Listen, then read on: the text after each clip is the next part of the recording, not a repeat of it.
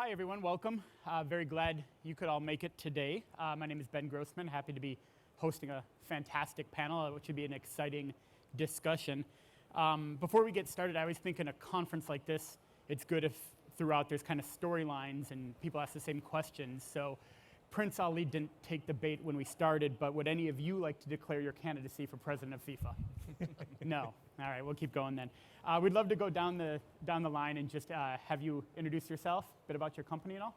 Sure, I'm Gareth Capon. I run a business called Grabio that's here in the UK. We're a real-time social video business, which means we work with lots of broadcasters and rights holders, helping them to distribute and to monetize their social video assets. So it means getting content out on the social platforms, Twitter, Facebook, YouTube, Instagram, and others in real time in a matter of seconds, whether it's from broadcast, whether it's taking archive assets and redistributing those, whether it's creating mobile videos, but being able to engage and understand and take advantage of the sort of the sponsorship and monetization and engagement opportunities that comes with that.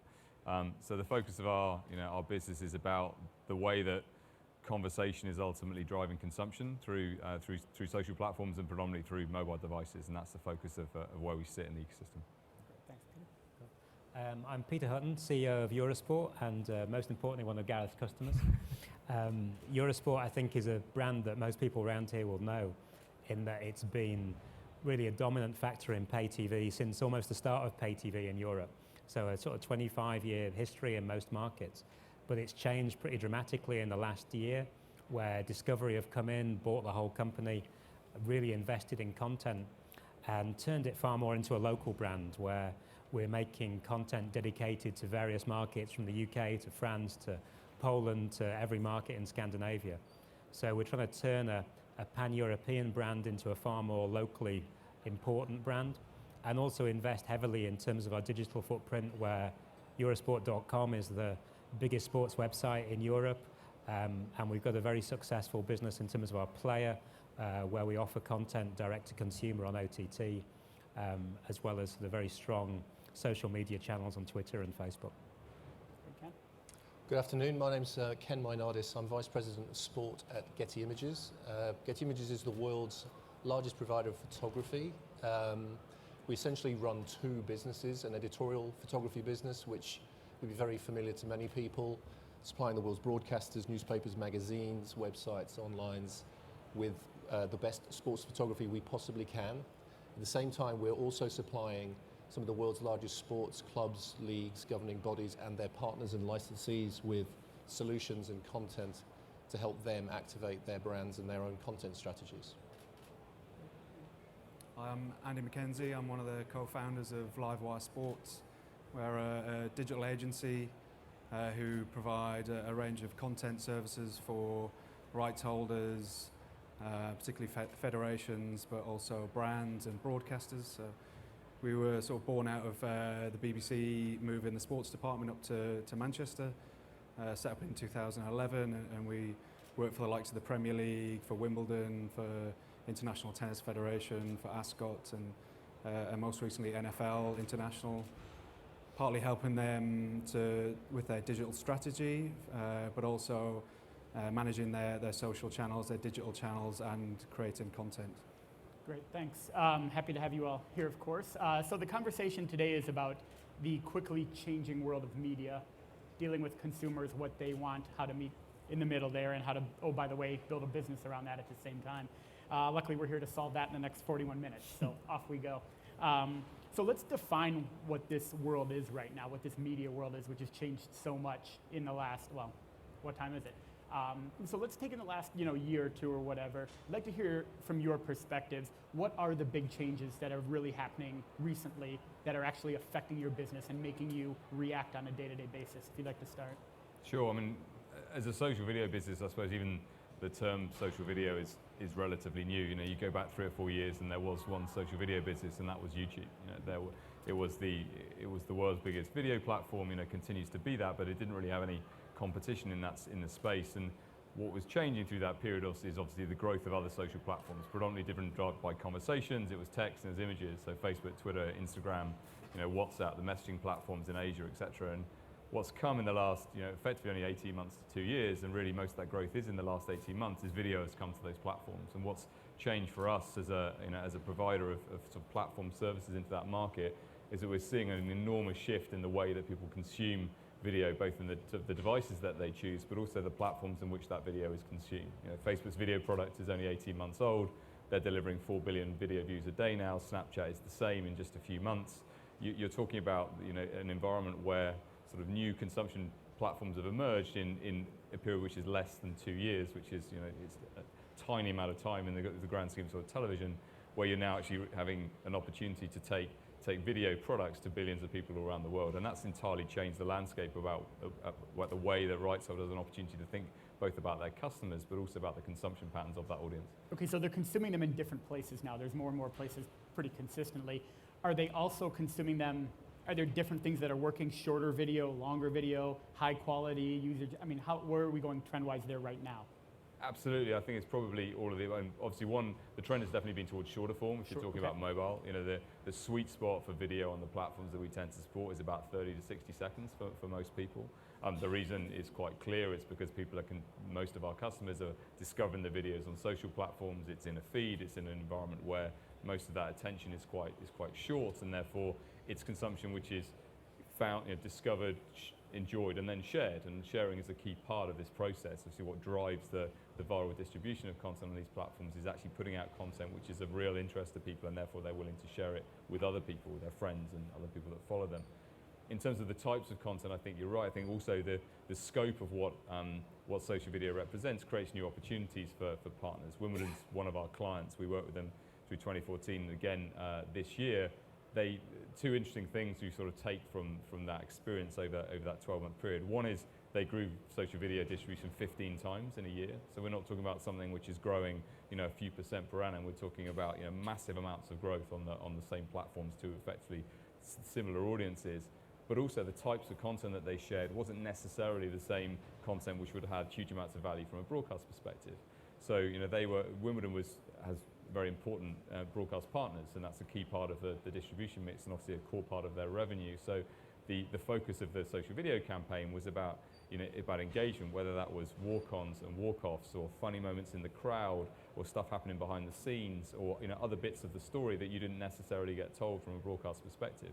The two most popular clips, one was Roger Federer's trick shot hitting a lob between his legs in the second round, again not necessarily a big broadcast game, and the other was David Beckham catching the ball in the crowd in the Royal Box in, I think, the fourth round, which did over 8 million views on Facebook. Now, when you look at that, that 15-second moment isn't clearly going to drive your discussion with a broadcaster for your next round of licenses, but as a moment in time, a moment that drove conversation on social platforms, this nature of sort of ephemeral content, it had a huge amounts of value for the tournament and driving engagement with that audience and potentially new audiences too. And I think that understanding of demographic is really important when you think about reaching the broad spectrum of your audience from 85 to 15 or even 5 in the future. Yeah. You have to think about more platforms than just television. Okay. Peter, you run a business from which he clips. What are the big changes for you? I think it's a pretty similar experience in that we have to scream for attention, because if people aren't aware of what you're offering and how you're changing your product, you're really doing nothing of value. And what I love about the short form content that's pushed on Twitter, on Facebook, is it's driving people to watch a better story on Eurosport. In the old days, Eurosport used to offer essentially one feed, one video linear service to the whole of Europe. And that's a model that clearly doesn't work anymore. We have to be far more local, far more relevant. We have to offer stories that allow people to immerse themselves in the experience. But above all, we have to make sure that people know that we're there, because it's easy to forget about an old brand. And therefore, to be using platforms such as Grabio or other media to say, look, there's a great game happening now, and you can watch it in these different ways on these different platforms, becomes key to us developing and building up the audience figures. We've had an amazing year in the UK. Our audiences are up over 20%, but our content really hasn't changed. What has really changed is that we're producing more around what we do, and we're using other media to try and drive people to us. You need to have content on free to air, you need to have short form clips, and thankfully, as part of Discovery Group, we're able to do that as a story, and I think that's what's really driven our audience figures over the last year. Okay. think in the sports photography world, there's sort of two really good examples that are worth looking at. One in the kind of competitive landscape and one in a kind of content landscape. From a competitive standpoint, a kind of enormous explosion in the use of photography around sports and football particularly in the last few years, and exponentially growing day by day, has meant we're seeing certainly the entry of competition that we haven't seen before into a space that has traditionally been dominated by large organisations like Getty Images. I think what you see there is software companies, technology platforms, all becoming seeing the value in engaging in the sports photography world. We address that by continuing to underline what makes us special, what we believe makes us special, our quality, the strength of our relationships, and the service we offer. On the content side, there's something really interesting, I think, happening in photography, which is, I think, apparent to everybody, but not necessarily that it's so particular to photography. Throughout the history of photography, we've seen a kind of development from a single image. Sports photography was always about capturing a moment and dwelling over that moment and saying that you had it forever. The birth of digital allowed photographers for the first time to tell stories, to tell narrative, to construct narrative through long sequences of images. And now we're seeing through the fascinating development around interactivity, the return back to essentially a single moment, but readers and consumers wanting to explore that moment in much more depth than they ever did before. And so, we've got interesting things going on with, obviously the key moment this year we feel was the Oculus and Facebook deal, which we're now working closely with Oculus on content for their new thing, because that's for the first time, I think, brings interactivity to scale, which is going to be key in the coming months. Good. But I know you want us to disagree, but I'm certainly going to have to agree with kind of in terms of the video side of it. That kind of real-time short clips.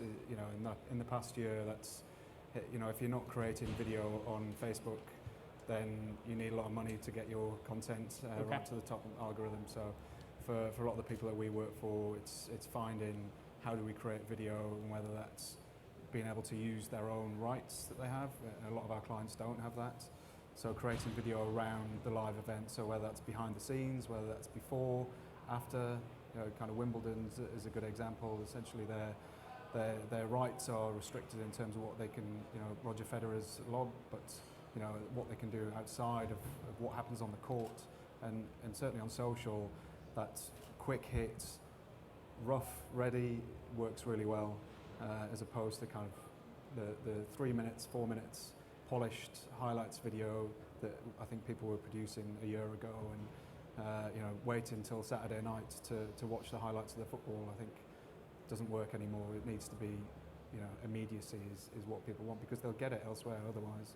And I think also from a broadcaster's point of view, it allows you a much better relationship with the federation. If you can be seen to be creating something that is unique, that goes viral, that helps bring new people to them, that means you improve your relationship with them. So there's a long-term business advantage as well as getting short-term value as well. Okay. So it sounds like you're talking about a marketing challenge as much as anything, right? At the end of the day, it's driving people back to a core product that it sounds like that's the value. Well, I think a lot of it's about competition for time. We talk about, in a world where, in the past, in a world where media was much more restricted, then the opportunity really was the marketing channel to reach the specific users that you felt as a media organisation that you could then own. In a world where many of your consumers obviously spend time on platforms which are ultimately discovery platforms, and you're competing for their time and their attention, and therefore that ability to create content experiences that resonate with them means that you have a chance to compete for time. And whether that's if it's a football club for building audience and engagement and selling tickets, or merchandise, or OTT subscriptions, whether it's a broadcaster bringing subscribers or audience, in the end there is still 24 hours in the day, and therefore we're competing for the time of each consumer. I just think the amount of competition for that time in terms of media has increased. Okay. And I think our challenge is to try and keep it within one umbrella. If we're selling advertising time on TV around a product, that people are going to go away to a second screen, they're going to be doing other things while they're watching a live game. So you need to be offering them that option that is permanently dragging them back to the live, but keeps them in your environment, so you can sell that experience to your advertisers. Okay. So these are all the changes that have happened. Is there anything that's right around the corner that you're keeping an eye on? Anything starting to bubble up yet that you're watching that maybe we may have to react to in the next 6 months or year? Anybody see the future real quick? Well, they've already mentioned Oculus, which is obviously the next, the next big interesting in terms of sort of immersive engagement experience. Then obviously virtual reality and augmented reality is interesting. My personal view, it's still some way from being mainstream out of the game sector, where it's obviously there's a very considered environment. But I think that idea that people can start to have different types of immersive experiences from a video perspective, I think is really interesting. I don't necessarily believe that you'll be able to replicate a great live sports experience in that environment anytime soon. I think we're some way technically away from that. But I certainly would expect that there will be people looking to take opportunities to build in the same way as you sort of look at the genesis of the music industry, where you go through this process. We were actually talking about this earlier. The music industry went through this process where the internet sort of just seemed to destroy a lot of value in that industry for a period of time, but actually the live experiences have actually become more important to the industry now and are creating more value over time. And obviously how you add intensity around that live experience may well be where the focus is over. Peter, are you guys testing VR in live events? We are. We did it at US Tennis last week, and the reaction is unbelievable. And I think we'd love to see what happens with winter sports as well. When you're in a captive environment, if you're in a bobsleigh, for example, to try and turn that into a virtual reality experience is not just a way of creating good TV, but it's also a way of people genuinely emotionally engaging with the sport better. And as Gareth said, the word immersive is key. If you can get people to watch a sports event in the same way as they watch a movie, where you go out and you found suddenly it's raining and it's dark and you came in the light, if you can do that, that's the golden ticket in terms of a sports viewing experience. And maybe VR is part of that story. A couple of years ago, you couldn't go into a television store in America without massive signs everywhere. 3D TV, next thing. Not this all over again? Yeah, I mean, again, some things work, some things don't work, right? But you have to test them. I was going to say it's perhaps possibly a mistake trying to predict where this is going, and actually it's about the journey, because it's not that long ago that we were doing exactly the same thing. We were learning about how to take 3D stills again, which was really interesting. Clearly 3D didn't take off, but what it did was teach us lots of things, really valuable lessons about the way people interacted with the pictures, with the way you needed to shoot in a whole new different way. And then, right from that to kind of very basic interactive 360s and that kind of thing, and now to, much more sophisticated video VR and 360 and gigapixel VR and all the rest.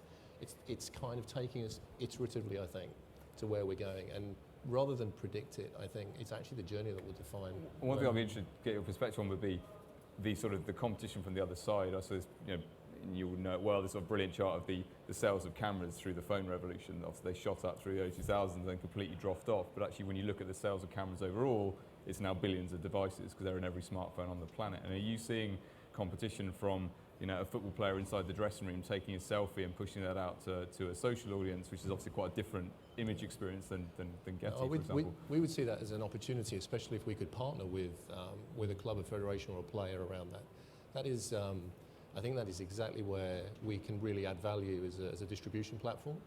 I think ultimately, the event itself is so well covered by your 32 cameras, 150 photographers around the field, that actually what we're trying to also bring to market is that kind of premium experience that is only brought to you by a player possibly with the phone, but also by a club photographer in parts of the club that they might not.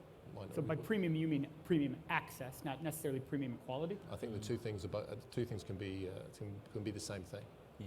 Absolutely. Okay. Yeah. Okay. I mean, let's talk about that. What else makes content premium right now? Anybody can shoot a picture. Anybody can take video now.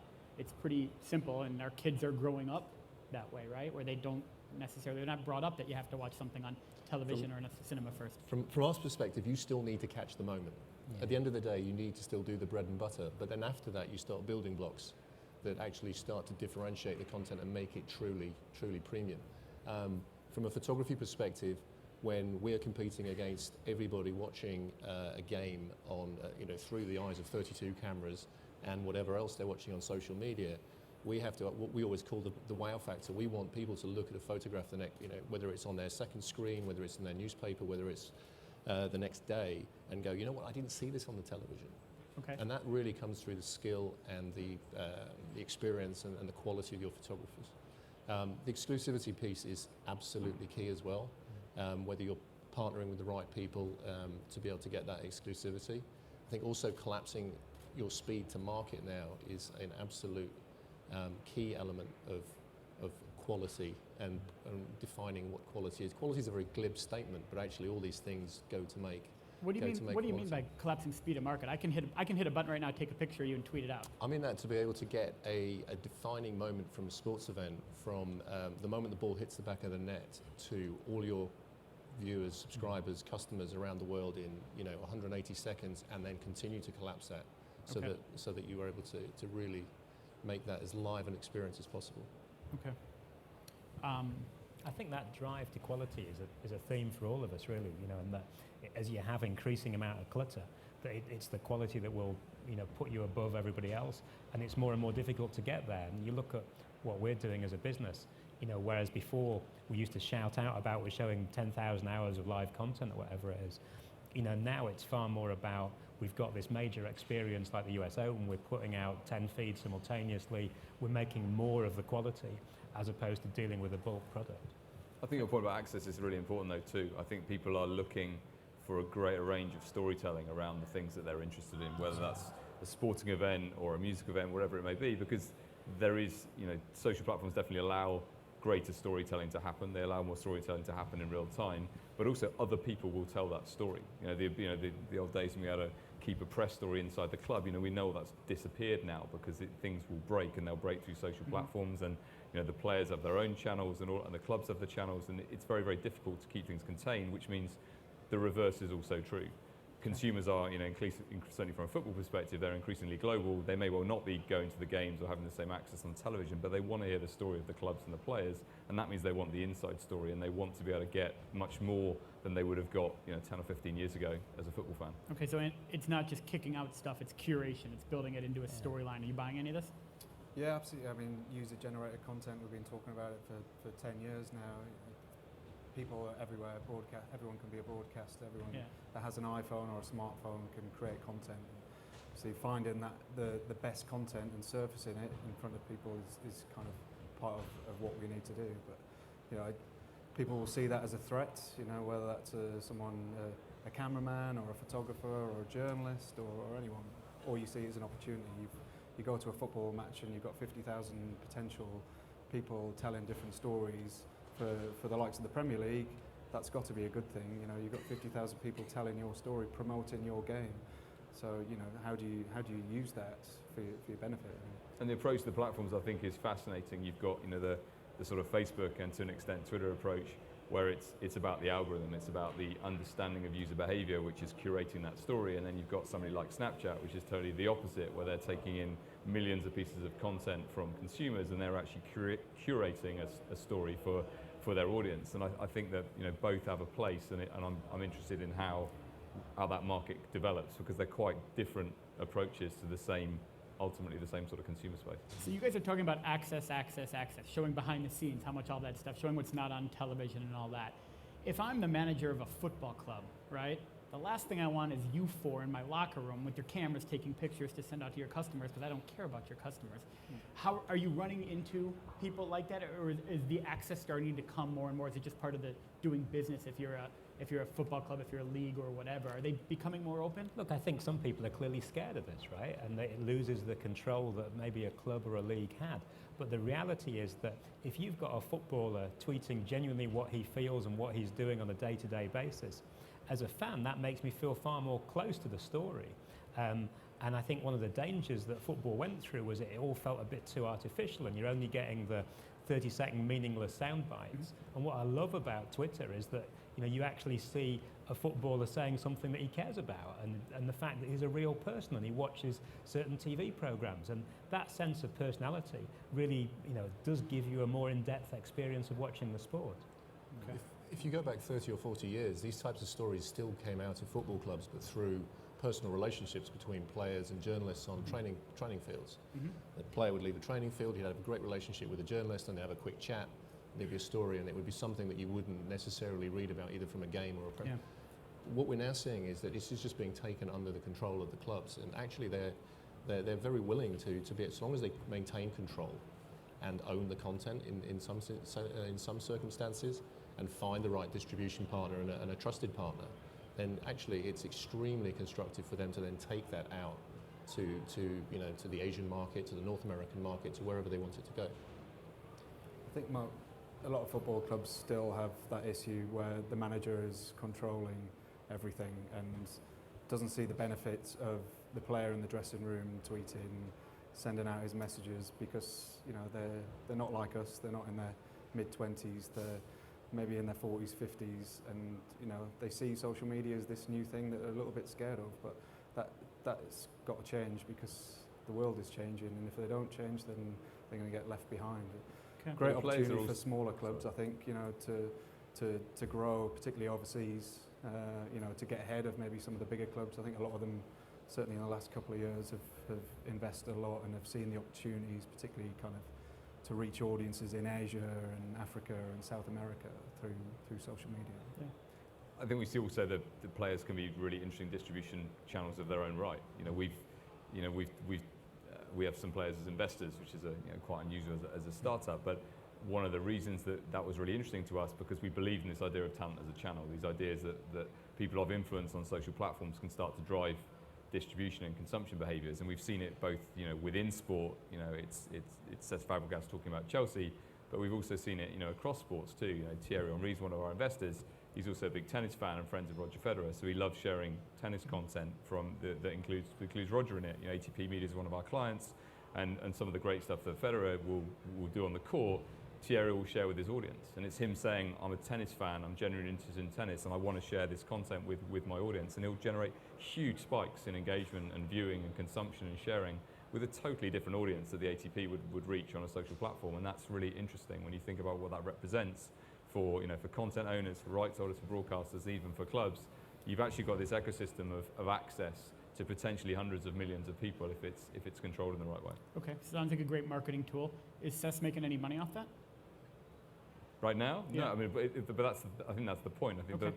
that there are two opportunities here for the players. There's one is telling your story of who you are as an individual. So so if it's Thierry Henry and he's saying I'm a tennis fan, he wants to share tennis content.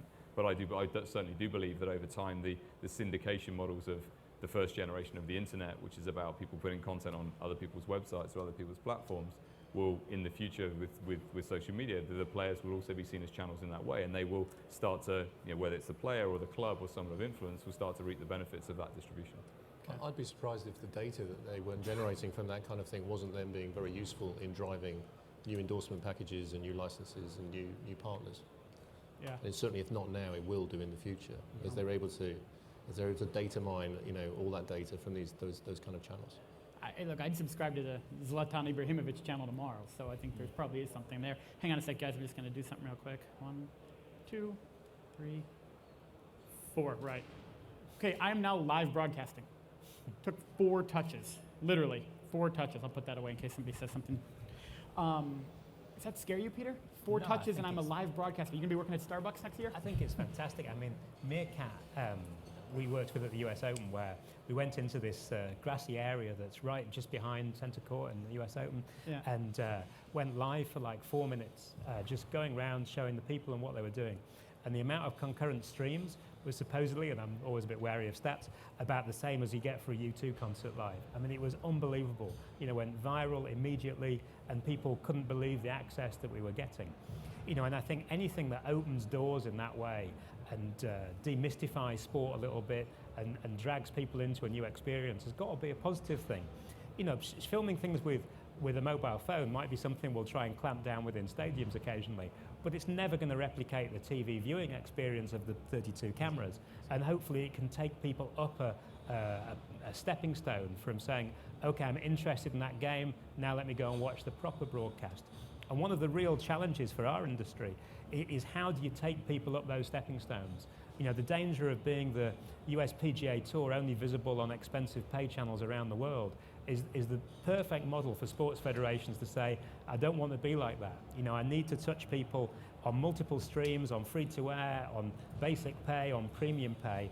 And that's why the whole Discovery Eurosport model is constructed like that, where we say, look, let's find a way of bringing people in by using a Grabio or different technology and take them up that platform and make them more committed, emotional, paying subscribers.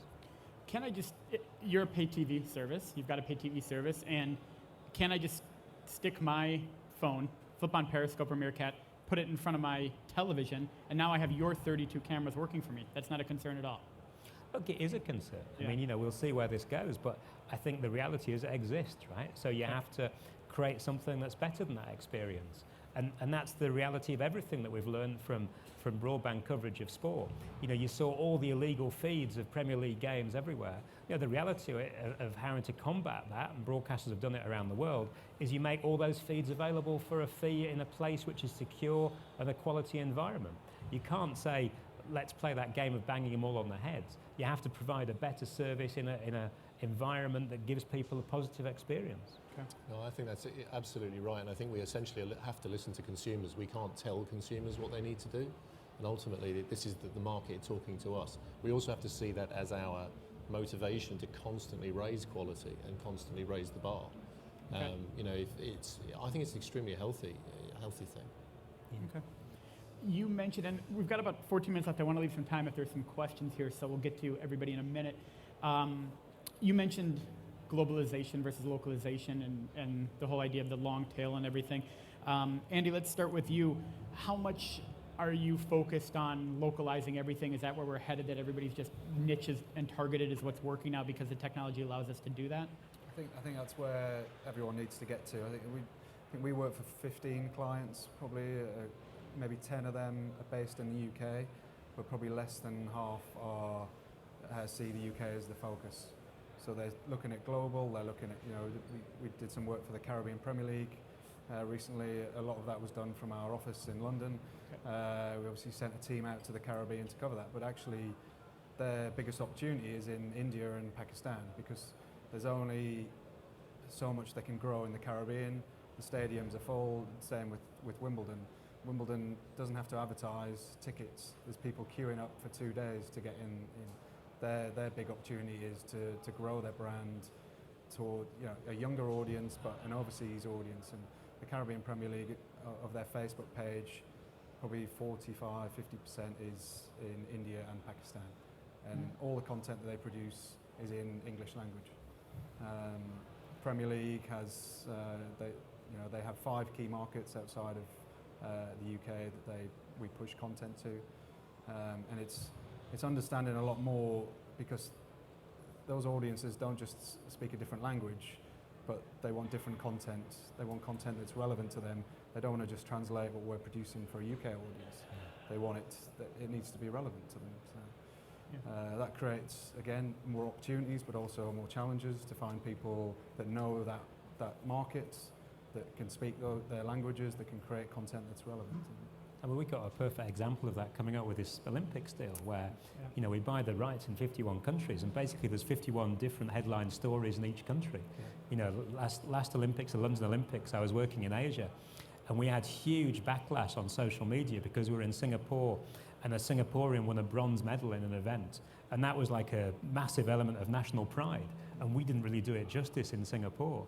So one of our challenges with the Olympics is, how do you make that incredibly locally relevant in all your markets while still keeping the economy of scale that makes the purchase of those rights valuable? So what's the answer? What are you going to do? I'm not sure yet. Okay. Fair enough. Are you guys targeting geographically at all, or is it just different niches, or how are you guys handling that? It's both. So some of clearly much of what we do is driven by rights. So that depending whether it's you work with a broadcaster or rights holder, and many of those rights obviously still exist territorially. So you need to make sure that you distribute the content where the rights exist, and therefore to make sure that you work within those rights regulations. In terms of targeting, then that gives you 2 opportunities. You've obviously got targeting on a geographic or a platform basis, which is ultimately related to rights, and then you've got targeting on a demographic basis. So if you're putting a sponsorship campaign or paid media support behind some of the content, then you can get quite specific about what audience you then go after to help drive that distribution. We ran a campaign recently with one of the music labels where we were helping to launch a new band, and one of the really interesting things was that we wanted to we took some content from a live event, a gig, and we pushed a small segment of the songs, or 60 seconds out to their audience across all their social platforms, and then we targeted the fans of that band on Facebook and on Twitter, but also some fans of some similar bands, and saw an absolutely massive uptake in the distribution of the video, the content, and the reach that we got. And we sort of did the single piece of content that did 5 times the views of their entire audience on Facebook with a small amount of marketing money, and then obviously that distribution in real time. And what that shows you is that if you can find the people that are interested in the content, then in the social environment, that content will then travel. And that's the bit that's really interesting. You'll benefit from the viral distribution of the content, but you need to get that content in front of the right individual. Well, tell us the name of the band so we can sound cool with our kids later, please. The band was called Years and Years. Okay, good. Years and years, everyone. Sound cool tonight. Great. We do have some time for a couple questions. Otherwise, I've got some more. Does anybody have any questions in the room? Happy to take one or two. A very inquisitive bunch we've got. Very nice. Well, a couple more things I want to talk about. We talked about what you saw coming and what's changing now and everything that way. Threat-wise, though, what are you worried about? I mean, what are the concerns you have right now that you've got to be defending against as you go forward with all this? Is there anything that really does stick out that could threaten you now?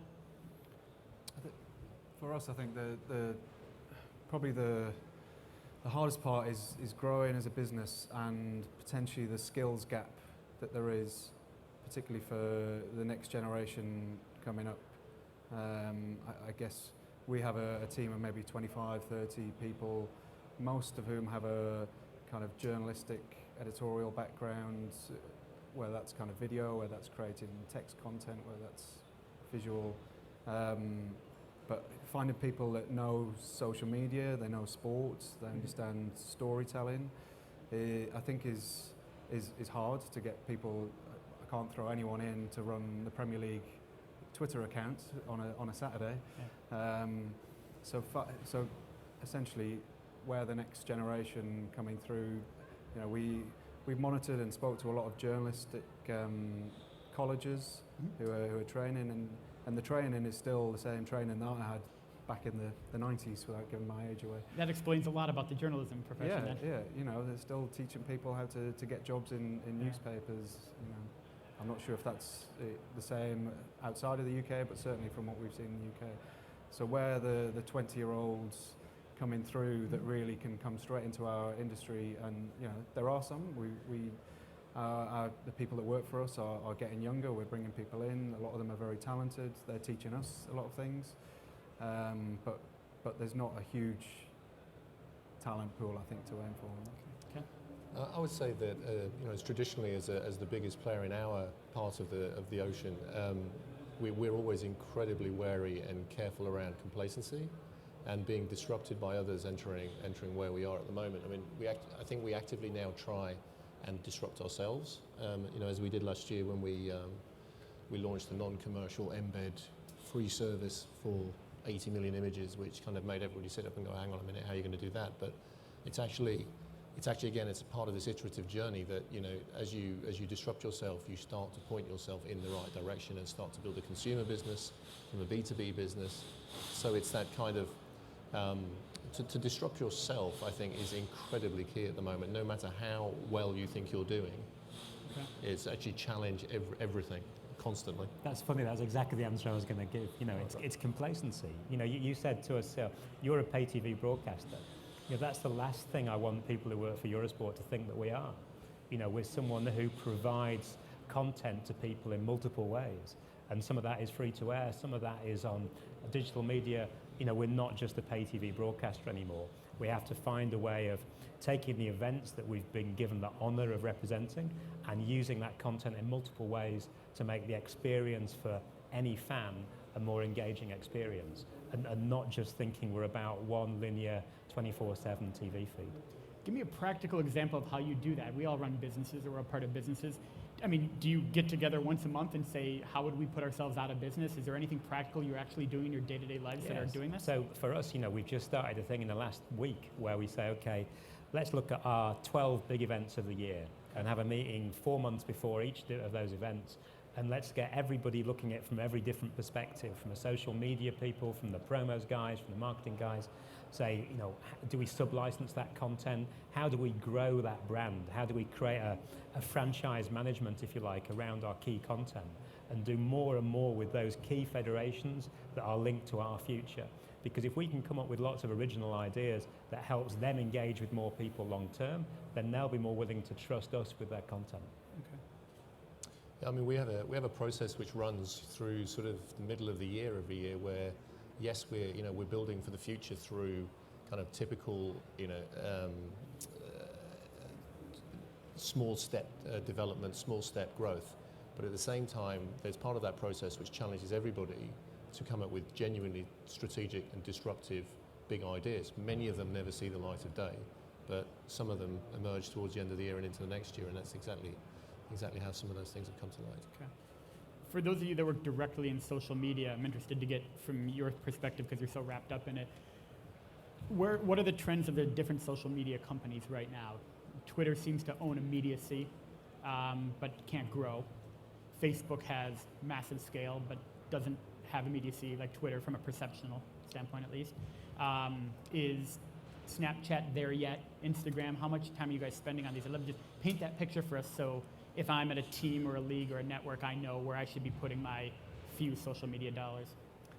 I think that it's probably right. Twitter still owns the real-time space. I think Facebook's actually much more of a real-time platform that's probably given credit for. We certainly see that from video consumption. Still, there is the first and huge, enormous spike on Facebook in terms of video consumption still happens in the first 15 to 20 minutes. Okay. So it's still pretty fast, and then will grow for a period of time and then drop off. But the life cycle of a piece of social video content is 48 hours. So when people are thinking about this piece of content I'm creating, what does it mean? We tell them, imagine it's disappeared from existence in 48 hours time, and that's the way you should think about the content you're creating, because it doesn't have a lifespan in these environments, which is very long. I think that from Snapchat is growing pretty fast. Obviously owns a very specific demographic, has a completely different model. They offer new challenges to right side things such as vertical video and telling stories in a different way. Same challenge for advertisers too, that they're pushing out a very different platform, but it's a very mobile optimized platform. And I'm fascinated by where they get to with this, with curation. They're in a place where they're curating the content rather than letting the algorithms and sort of the influences of its consumers discover that content. I think that what we've seen, that Instagram has been growing really fast. There's been a huge amount of interest in it, particularly driven by by celebrities and clubs and brands. It's still quite a closed platform. It's frustrating to us as a sort of provider of video platform services that currently we can't integrate into Instagram, not very easily. There's some workarounds that you can use, but it's certainly growing very quickly, and we're seeing, from our perspective, the fact that you can now support vertical and square video, horizontal video on the platform is really interesting. But the others, we're talking a lot about Facebook, Twitter, YouTube, but we should think about Line, we should think about Kakao, we should think about WeChat, we should think about QQ in China. There's an enormous number of other consumers who are also interested in the content from many of the people who are sitting around this room today who don't necessarily spend their time on traditional platforms, and those are in the hundreds of millions, if not billions, of consumers. And certainly for us, the challenge is how we make that work, really effectively for clients. But I think we sometimes can become very, very focused on sort of understood, Western environments and services, and forgetting there's actually another 2 billion consumers out there in other markets which are just as interested in football and our content. Right, Andy, your thoughts on that? Yeah, unfortunately there's no kind of right or wrong answer. There's no sort of set template. It's kind of this is what you should do. It depends on the audience that you're trying to reach, ultimately the assets that you have, whether you have video rights or you don't have video rights. It ultimately comes back to having the right digital strategy that should tie into your overall business objectives, and you kind of go from there. But Twitter, obviously, I think it's done a great job with kind of integrating into broadcast, into kind of I think they're sort of very innovative in terms of kind of big events.